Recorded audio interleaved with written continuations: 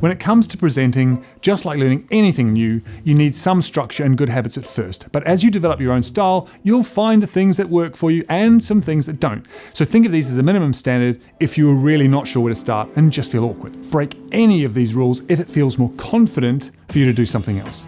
Notice that I said if it makes you feel more confident, not if it's easier. Right. Number 1, sitting. Yes, I'm sitting on the edge of a chair. I told you could break the rules, but we'd recommend standing over sitting if you're starting out. Sitting isn't so much a no-no, it's just that it can easily lead to slouching or leaning back, and that will cause a distraction to your audience. But hey, maybe you're after that slouchy, laid-back look, and don't let us stop you. Standing, on the other hand, will automatically give you more energy and a better posture for camera.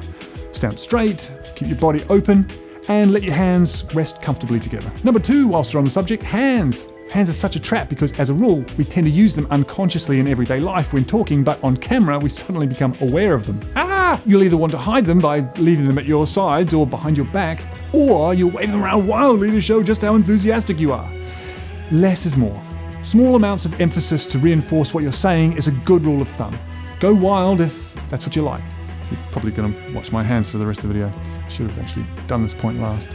Number 3, ums and ahs. There's plenty of YouTube stars out there that stumble about with lots of ums and ahs, but don't be fooled into thinking that this alone makes them more authentic and genuine. They make up for it in confidence from making so many videos. This isn't so much a golden rule as a technique to appear more in command of your delivery.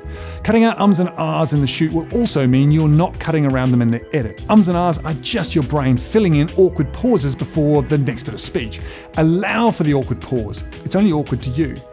Replacing ums and ahs with an empty space will instantly elevate your delivery. The power of the pause. Number 4, word emphasis. Delivery of lines to camera, especially through a teleprompter, can sound like a monotone. If this is the case, then you need to practice word emphasis.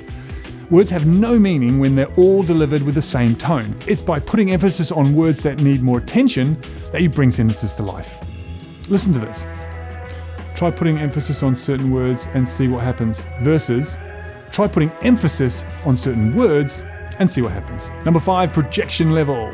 There's a whole video on this because it's linked to confidence on camera. The link is in the description. But to explain briefly, it's called panto mode, and it works like this. Do a take. Then do the same take as if you're doing a pantomime for kids. You're trying to get the attention of that kid up in the back row. It needs to be ridiculous. Have fun. Now, watch both takes. Which one was more watchable and less awkward because of the level of energy? The panto one, right? Projection above what you do on regular everyday interactions is required to appear normal on camera. Play around with panto mode and find the level of projection that feels right for you. Number 6, eyeline. This down the barrel style is reliant on staying connected with your audience.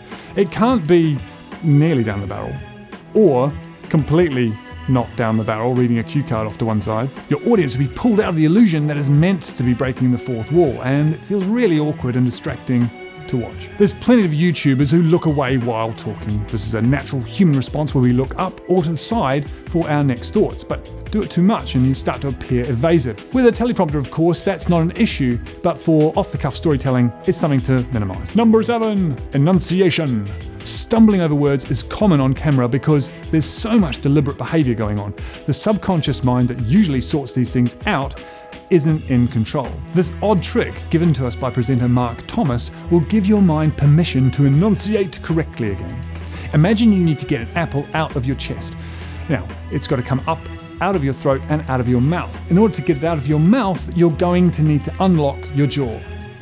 As wide as that. This has the subconscious effect of unlocking your jaw. Try using that trick every time you stumble and see how you get on. Now, if you've managed to not watch my hands for this entire video, you found a couple of things in there that you'll try on your next shoot. Now you can watch my hands, subscribe here, watch this playlist for more tips and tricks on presenting, and check out the link in our description where you can subscribe to our VIP club and never miss a thing.